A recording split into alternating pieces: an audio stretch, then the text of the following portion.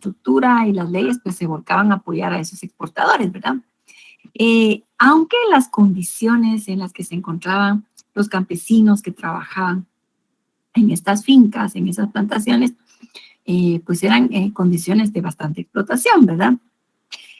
Además, fíjense que yo no sé si ustedes vieron una película que se llama La Aldea. A mí me recuerda mucho, bueno, no es sobre Guatemala, ¿verdad? Pero la idea de esa película es bien interesante porque durante el gobierno de Ubico, Guatemala, Ubico se había esmerado, podríamos decir, ¿verdad? Por mantener a nuestro país aislado internacionalmente, ¿verdad? O sea, en el sentido de que no quería que entraran ideas nuevas, ¿verdad? Se censuraban los libros, se veía, ¿verdad? Se autorizaba aquellos libros que podían entrar y aquellos que no. Además, ¿verdad? En México, por ejemplo, que era nuestro vecino acá eh, hacia el norte, ¿verdad? Pues el general Lázaro Cárdenas había llegado a gobernar. Sí, él ganó las elecciones. Él nacionalizó el petróleo, ¿verdad? En México. También protegió las tierras de comunidades indígenas, ¿verdad? Uh-huh. Entonces se reguló la propiedad comunal de la tierra, ¿sí?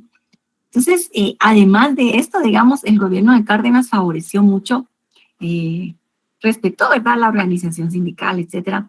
Además, era un país en donde pues, iban llegando exiliados de diferentes lugares, ¿verdad?, de diferentes países. Entonces, Ubico, digamos, buscó, casi que cerró fronteras con México para evitar que esas malas influencias llegaran hasta acá, ¿sí? Vamos a regresarnos acá. Bien. Entonces, Ubico procuró que las ideas, que digamos que las ideologías, ¿verdad?, que estaban en boga y los cambios que se venían dando, como la búsqueda de la democracia, ¿verdad?, no llegaran a Guatemala, ¿sí? Bien. Ok. Entonces, si hablamos del contexto interno, ¿verdad? Además, podríamos decir que ya la sociedad estaba cansada, ¿verdad? Ya eran casi 14 años de dictadura, de otra dictadura, ¿verdad? En la que no se respetaban los derechos, las libertades individuales, no se podía disentir, ¿verdad? Usted no podía estar en contra o por lo menos ser indiferente o hacer algún chiste, etcétera, alguna crítica, ¿verdad? Entonces, esto llevaba al hartazgo ya de los diferentes sectores, ¿verdad? Si vemos, el 1 de mayo del 44, Ubico promulga el decreto 2795. En este decreto se va a reconocer que los patronos, los finqueros, tienen derecho a defender su propiedad en caso de que alguien quiera, digamos, haya ingresado, ¿verdad?, para robar alguno de sus productos o para invadir, etcétera, ¿verdad? Entonces, este decreto es muy tremendo porque ya sabemos que los campesinos pues estaban sujetos, estaban obligados a trabajar en las haciendas de los agroexportadores, ¿verdad? Pero si vemos este decreto, le asegura y reconoce, ¿verdad?, abiertamente que los finqueros pueden hasta matar, digamos, en defensa de su propiedad, ¿no? Entonces, esto es algo tan tremendo, ¿verdad?, que fomentó situaciones como, por ejemplo, había gentes que podían ser enemigos, ¿verdad?, gentes que caían mal, o aquellos que no, que se querían escapar, ¿no?, de la finca, que ya no querían trabajar, pues ahí asesinados, ¿verdad? Y pues no pasaba nada, pues estaba robando, ¿sí? Bueno, la universidad, los estudiantes ya estaban cansados, ¿verdad? Estaban hartos de que se les impusiera, se les hubieran impuesto las autoridades, que estuvieran militares a la universidad. Tenían que hacer ¿cómo se dice? El servicio militar de reservas, ¿verdad? El trabajo de la reserva lo tenían que hacer en el primer año y en fin. Los estudiantes también estaban inconformes, ¿verdad? Además, los maestros estaban molestos porque no se les pagaba sus salarios, ¿verdad? Y además se exigía que cuando ya se mejoró la economía, ya para finales de 1930, principios del 40, pues la economía estaba mucho mejor, pero no se les incrementaban los salarios, ¿verdad? Entonces, había un montón de situaciones que estaban afectando y perjudicando a la población guatemalteca, ¿verdad? Asimismo, las tierras, aquellos campesinos que tenían un pedacito de tierra, ¿verdad? Una parcelita apenas, pues la familia había crecido, ¿sí? Ya no tenían solo sus hijos, sino que ya estaban los hijos con sus esposas, con los hijos, los nietos, etc. Entonces, esta situación se hacía realmente, digamos, presionaba también, ¿verdad? O sea, era bastante la miseria en la que se encontraba la población, además de las limitaciones hacia los jóvenes, ¿verdad? Como mencionábamos en clases anteriores, los jóvenes de escasos recursos se les cerraron las posibilidades de continuar sus estudios, ¿verdad? En la secundaria, menos diversificado, ¿sí? Y para los jóvenes de la clase media, pues también porque se imponían cuotas, ¿verdad? Límites de cuántas personas podían graduarse al año, ¿sí? Entonces, era una situación en la que ya era necesario, ¿verdad? Que se dieran cambios, ¿sí? Entonces, vamos a encontrar, a ver, a la par de esto, se empieza a hablar acerca de la democracia, ¿verdad? Y fíjense que Estados Unidos, que era un aliado de Ubico, que lo sostenía, ¿verdad? En el gobierno, también estaba participando en la Segunda Guerra Mundial y estaba, digamos, dentro del bando de los aliados, que eran los que estaban combatiendo a Hitler. Y entonces Estados Unidos empieza a manejar un discurso sobre la democracia, y esto pues ya no era compatible con el apoyo a los dictadores, ¿verdad? Entonces, obviamente, ¿verdad? Una doble moral, pero en fin. Entonces, si vemos, por ejemplo, bueno, durante el periodo de Ubico ya, digamos, el final, ¿verdad? Se está desarrollando la Segunda Guerra Mundial. Y entonces, como les comentaba, Estados Unidos maneja un discurso acerca de la necesidad de la democracia, de poner límites, ¿verdad? A los autoritarismos, totalitarismos, de que haya respeto hacia las diferentes creencias, ¿verdad? Hacia la libertad de expresión, el derecho que tiene la sociedad a vivir libres del miedo, a vivir libres de la miseria, o sea, a no vivir en una condición de pobreza, ¿verdad? Entonces, en ese contexto va a ser importante un documento que fue suscrito por el presidente Roosevelt de Estados Unidos y el primer ministro de Inglaterra, ¿verdad? Entonces, Winston Churchill. Entonces, ellos suscriben un documento, o sea, una declaración conjunta, ¿verdad? Conocida como la Carta al Atlántico. Y en esta carta se establecen estos principios que mencionaba anteriormente, ¿verdad? Esta carta va a ser bien importante, ¿verdad? Porque obviamente va a dar la idea de que hay vientos nuevos, ¿verdad? Que exigen una democracia, que ya hay apertura, ¿no?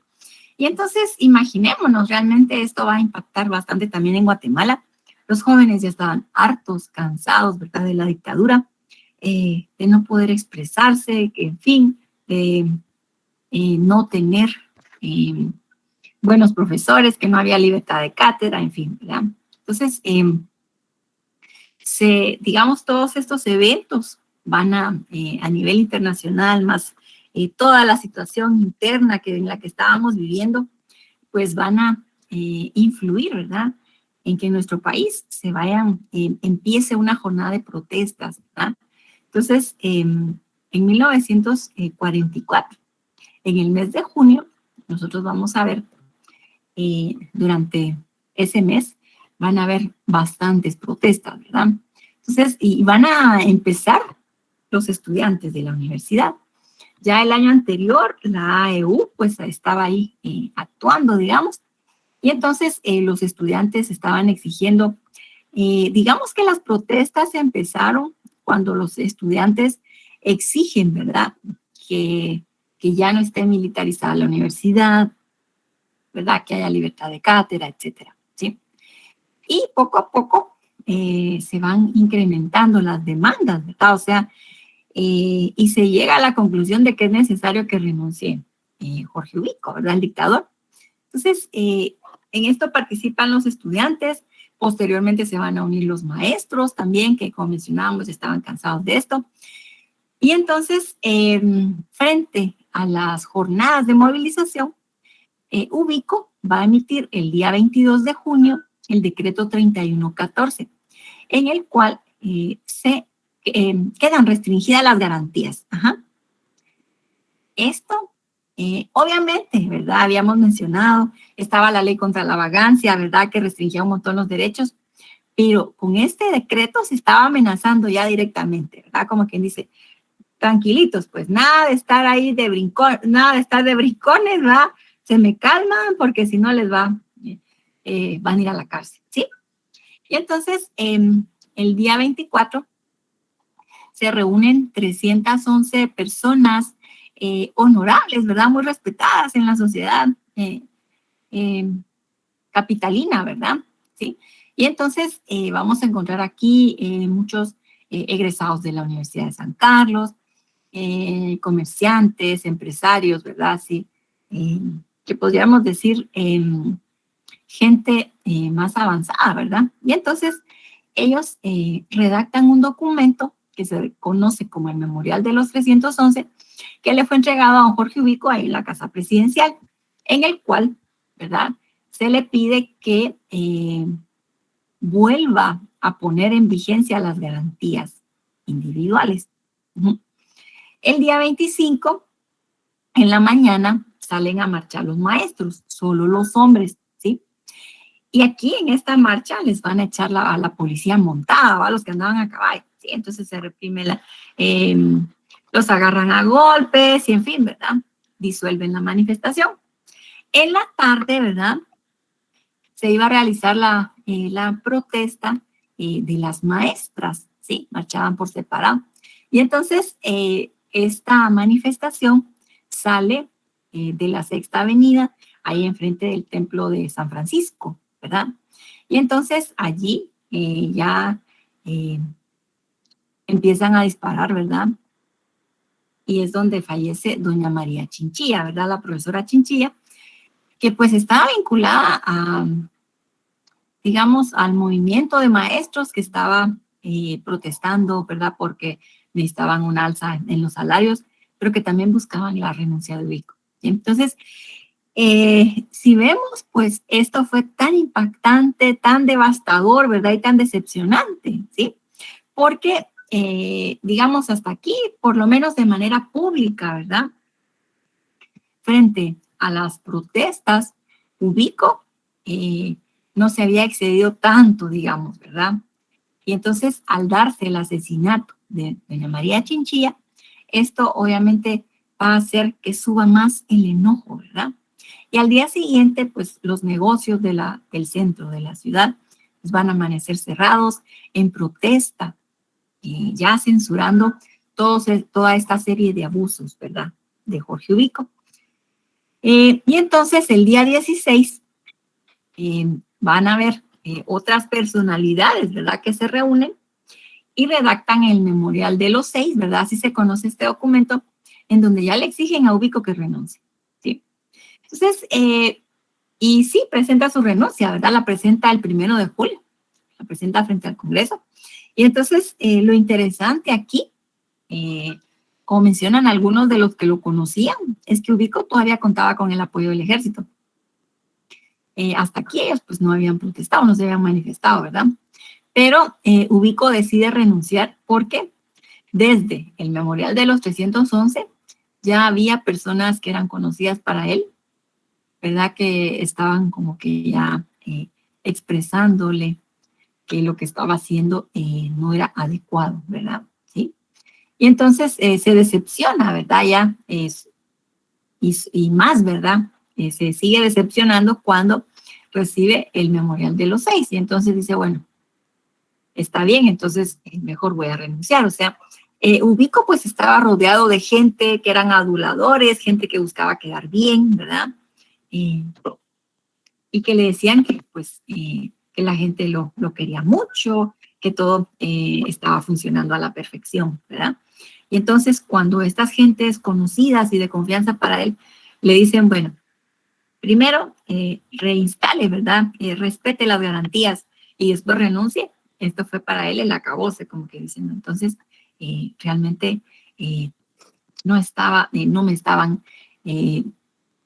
estaban hablando con la verdad, o sea, solo me estaban, digamos, aislando y en un ambiente así todo, digamos, solo me estaban endulzando el oído, ¿verdad? Entonces, Ubico, ¿verdad? Renuncia y deja al mando a 3 militares, ¿verdad? A un triunvirato formado por Federico Ponce Báides, Buenaventura Pineda, Eduardo Villagrán Ariza, y el Congreso va a ratificar en el poder, digamos, solamente a Ponce Báides, ¿sí? Y bueno, Ponce Báides empieza entonces un gobierno que se conoce como ubiquismo sin ubico, ¿verdad? A ver, permítanme, solo quiero, a ver.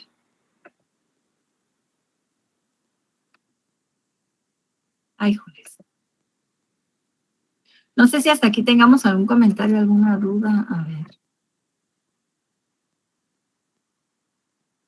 Licenciada, yo sí tengo una duda. Cuando fallece la maestra María Chinchilla es el 24, ¿verdad? Dios, fue el 25. Yo creo que 25. fue el 25, ajá. Y el memorial de los 6 fue el 26. Así es, Leslie, fue Ah, posteriormente. gracias, gracias.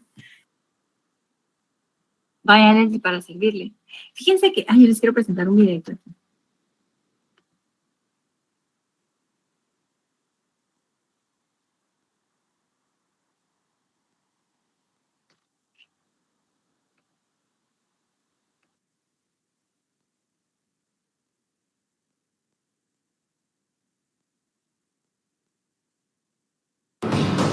Tengan mucho cuidado porque no olviden que hay infiltrados dentro del magisterio. Todos mis compañeros van a salir a protestar si no nos aumentan el salario. ¿Cómo piensan darle 24 horas al presidente para que revoque los cambios que hizo en la universidad? Y lucharemos hasta dar nuestra vida entera. Necesito la lista completa de todos los nombres. Y para que todo el país conozca de mi poder, restringo las garantías constitucionales. ¿No escuchó lo que le dije? ¡Todas a sus casas!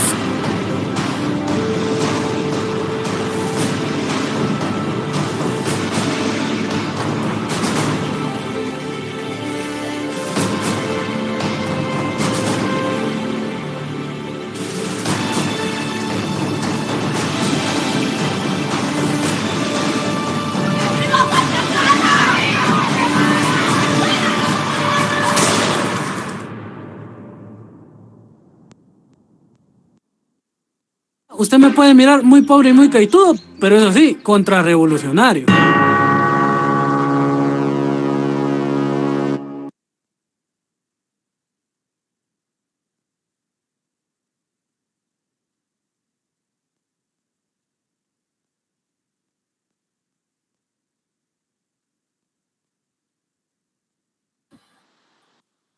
Fíjense que esta película sobre María Chinchilla es bien interesante. Les voy a compartir el link por si ustedes la quieren ver completa, ¿verdad? Está muy bien realizada. Y pues allí vemos cómo era la vida de la gente, ¿verdad? En la ciudad en esa época. Los abusos que cometía el presidente. También, ¿verdad? Vemos cómo era que se realizaban las reuniones entre los maestros con los estudiantes ahí en el Paraninfo, etc. Entonces, es una película que está muy bien hecha, bien interesante. Bueno, entonces, como decíamos, luego de la renuncia de don Jorge Ubico, ahí viene llegando alguien así.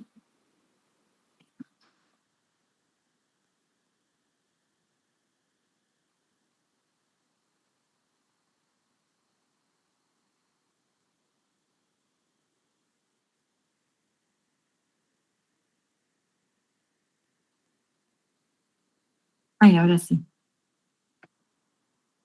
Bueno, entonces después de la renuncia de don Jorge Ubico, queda en el gobierno Federico Ponce Báides. Ponce Báides va a empezar su gestión hablando de democracia y que pues que va a garantizar que haya unas elecciones limpias, ¿verdad? Libres, donde no haya fraude, ¿sí? Pero Y bueno, él convoca elecciones para diciembre, ¿verdad? Elecciones para presidente, ¿sí?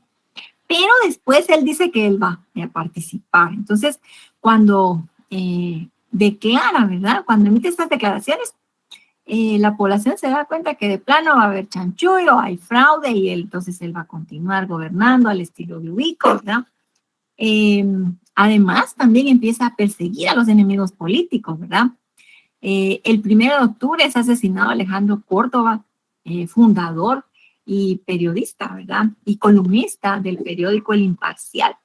Entonces, se van presentando situaciones que encienden los foquitos de alarma, ¿verdad? Realmente, si queremos un cambio, pues hay que buscarlo, ¿sí?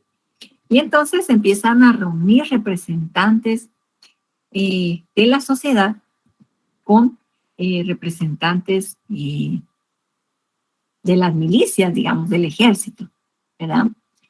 Se busca realmente un cambio, ¿verdad? A través de las armas, ¿sí? Luego ya de que las protestas, digamos, llevaron a la renuncia de Ubico, pero no condujeron a un cambio real, ¿verdad? En cuanto al sistema de gobierno, ¿sí? ¿Ya? Si vemos cuando se, digamos, cuando se da la revolución del 44, ellos no derrocan a Ubico, ¿verdad? O sea, Ubico renuncia antes, deja nombrado a Ponce Baides, lo ratifica el Congreso, y la revolución del 44 a quien va a derrocar va a ser a Ponce Baides, ¿verdad? Bueno, entonces, como mencionábamos, hay tanto descontento, tanta inconformidad, ¿verdad? Porque realmente no se ve claro, ¿verdad? No se ven luces sobre que se vaya a permitir un cambio, ¿verdad? O sea, ya esas dictaduras liberales ya estaban tan desgastadas, ¿verdad? Y entonces, estos grupos de la sociedad, entre los que se encontraban estudiantes de la universidad, estudiantes de educación media, ¿verdad? Los maestros, empresarios, etcétera, ¿verdad? Se reúnen con representantes del ejército. En este caso, Jacobo Arbenz va a ser el enlace, ¿verdad? Con estos grupos organizados, ¿sí? Y bueno, se supone que estos militares que estaban respaldando este movimiento cívico-militar, ¿verdad? Pues aquí está Carlos Aldana Sandoval, quien estaba al mando de la policía motorizada de la Guardia de Honor, ¿verdad? Que eran estos que andaban, que iban a la par del presidente, en fin. Bueno, también estaba el mayor Francisco Javier Arana, que era el jefe de tanques también de la Guardia de Honor. Lo que se pensó, ¿verdad? Y un movimiento muy bien planificado, era que la Guardia de Honor iba a ser el epicentro, digamos, el centro de operaciones, ¿verdad? Para poder ejecutar este proyecto, ¿verdad? Y entonces, en la noche del 19 de octubre, se presentan frente a la Guardia de Honor, llegaron bastantes estudiantes, maestros, obreros, ¿verdad? A recibir armas, porque ahí ellos también querían apoyar. Entre estos también había estudiantes de la facultad.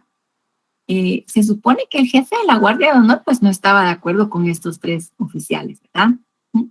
Y entonces, pues ahí se arma una balacera, fallece el jefe, el comandante de la Guardia de Honor, y pues ya es tomado este cuartel, ¿verdad? Sacan los tanques y entonces se arman, digamos, los combates, ¿verdad?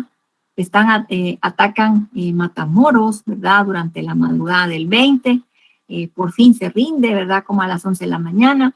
Después atacan, o al mismo tiempo, ¿verdad? También están atacando el fuerte de San José, que se encontraba allí en donde está el Teatro Nacional, ¿verdad? Y lo interesante de San José era que allí se encontraba el polvorín, o sea, estaban las municiones, ¿verdad? Y resulta que una bomba fue a dar directamente al polvorín, hay un incendio, y entonces pues también se rinde, digamos, el fuerte de San José. Además, ¿verdad?, de combatir estos dos frentes, ¿verdad?, estos dos cuarteles, Matamoros y San José, que eran leales a Ponce Baides, también rodearon, ¿verdad?, Palacio Nacional y Casa Presidencial.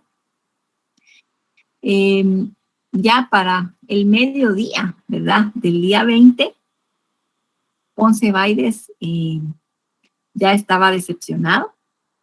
Uno de sus hijos, que estaba combatiendo en Matamoros, muere, ¿verdad? ¿Sí? Y entonces Ponce Baides decide ya renunciar, ¿sí? Y esa tarde se programó una reunión. Esto sí es bien curioso porque aguanten que se buscó un lugar neutral, ¿verdad? Para que se reunieran representantes de Ponce Baides y representantes del grupo de los alzados, ¿verdad? Y ese lugar neutral fue la Embajada de Estados Unidos, ¿verdad? Entonces ahí se reúnen como a las 3 de la tarde, ¿verdad? Y entonces pues se entregan, ¿verdad? La renuncia de Ponce Baides, él sale del país, se va para México, ¿verdad? Sale al exilio. Y entonces allí mismo se nombra, ¿verdad? O sea, el grupo, ¿verdad? De alzados eligen a una junta de gobierno, una junta revolucionaria de gobierno, que va a ser quien dirija, digamos, el país mientras se convoca elecciones. Y esta junta va a realizar acciones bien importantes, ¿verdad? Pero bueno, ¿quiénes integraban esta junta revolucionaria? En el centro vemos a don Jorge Toriello Garrido, empresario, ¿verdad? Político, ¿sí? Y además, dos representantes del ejército, ¿sí? Del lado derecho encontramos a don Francisco Javier Arana, que representaba a los militares de línea, es decir, aquellos que habían empezado como soldados rasos, ¿verdad? Y que así habían ido ascendiendo dentro del ejército. Y estaba Jacobo Arbenz Guzmán, que representaba a los oficiales de escuela, ¿verdad? Aquellos que venían de la escuela politécnica y en fin, ¿verdad? Entonces, tratando de conciliar, ¿verdad? Las diferencias que durante la época de Ubico, él había fomentado, digamos, ese choque, ¿verdad? Entre los oficiales de línea y los de escuela, ¿sí? Entonces, de esta forma, pues se buscaba conciliar, ¿verdad? Y decir, bueno, vamos a avanzar, pero juntos, ¿sí? Y entonces, la Junta Revolucionaria de Gobierno va a asumir, como mencionábamos, el 20 de octubre en la tarde y va a gobernar hasta el 15 de marzo del 45. Ellos van a tomar acciones bien importantes, o sea, por ejemplo, van a derogar la Constitución de 1879, la Constitución Liberal, van a derogar también las leyes de trabajo forzado, van a convocar a elecciones para presidente, ¿verdad?, que se iban a realizar en diciembre. También convocan a elección de asamblea constituyente, ¿verdad?, diputados constituyentes, ¿sí? Y ellos, pues, en el mes de diciembre también emiten el decreto, el famoso decreto número 12 de autonomía de la universidad, ¿verdad? Bien. Ok, entonces aquí nos vamos a quedar el día de hoy. No sé si tengamos algún comentario, alguna duda.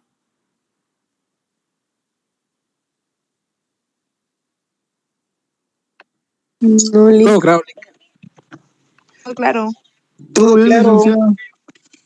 Híjole, yo estoy viendo que son las 6:25 hoy. Bien temprano, ¿verdad? Yo no sé si expliqué muy rápido. Ever, fíjese que sí, ya no sería tercer parcial, sino que sería examen final. Ajá. Ay, sí, gracias por la pregunta. Sí, sí, sí. A partir de aquí, capítulo 19, ¿verdad? Empezaría contenido de examen final. Uh-huh.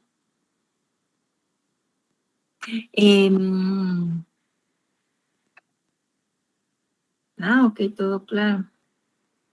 Bueno, y solo les recuerdo para quienes no pudieron examinarse, que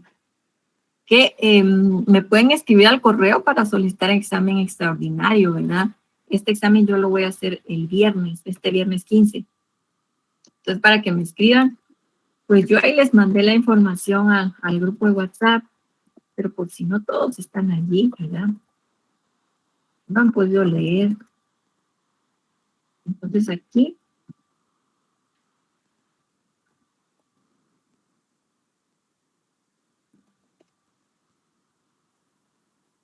bueno, para que me escriban un correo y así yo, porque voy a programar el examen para que ya estén listos, ¿verdad? Va a ser el viernes 15 a las 8:30 para que el examen extraordinario, ¿va? Uh-huh.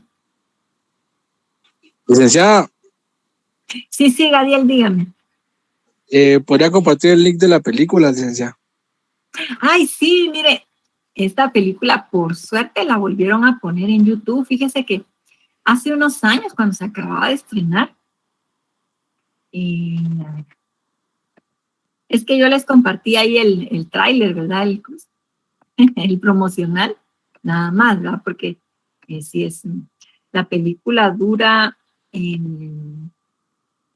hora 44 minutos, entonces sí, está un poquito larga, pero mira que está bien hecha. A mí, la verdad, es muy buena película, ¿sí? Aquí está, mire, este es el link ya de la película completa. Uh-huh. Gracias, si la licenciada. puede ver, Gadiel, para todos, si la pueden ver, la verdad está bien interesante. Y es emocionante y todo, está muy bien hecha. Uh-huh. Y por suerte ya la volvieron a poner en YouTube, así gratis, ¿verdad? Está disponible. Eunice, los que integraban la Junta Revolucionaria, era don Jorge Toriello Garrido, empresario y político, el mayor Francisco Javier Arana, ¿verdad? Así que militar, y también el capitán Jacobo Arbenz Guzmán. Uh-huh. Gracias, Leslie. Ahí estamos. Ok. Sí, Henry, yo la voy a compartir en Classroom. Fíjese que sí. Ahorita ya va a estar ahí disponible. Uh-huh. Entonces, examen final, vamos a evaluar desde el capítulo 19. Y esperemos desde el 19 hasta el 21. No sé si nos dé tiempo de explicar el 22, pero por lo menos hasta el 21, que sería hasta los acuerdos de paz. Uh-huh. Entonces sí les voy a compartir la grabación y la presentación ahí en Moodle. Ah, mire, Fernanda, sí, ¿verdad que está muy bien hecha? A mí como me gustó, mire, qué buena película.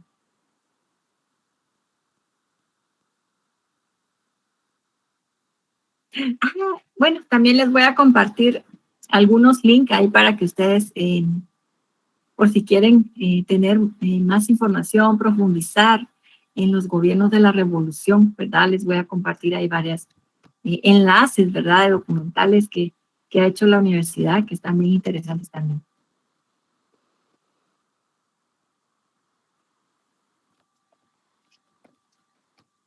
Bueno, jóvenes. Entonces, no sé si tengamos algún otro comentario.